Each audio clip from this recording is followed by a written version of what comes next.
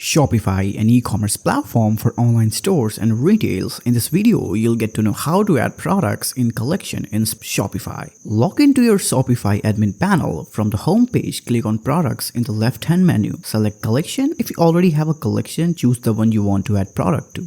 Or if you don't have any collection, you can create a new collection, then fill out details like collection title, description, or image, while image is optional. Now to add products, there are two ways: manual collection or automated collection. For automated collection, when creating the collection, choose automated under the collection type. Set condition for your collection such as tags, product types, or prices. For example, you can set the condition to product tag is equal to sale so that any product tagged sale is automatically added.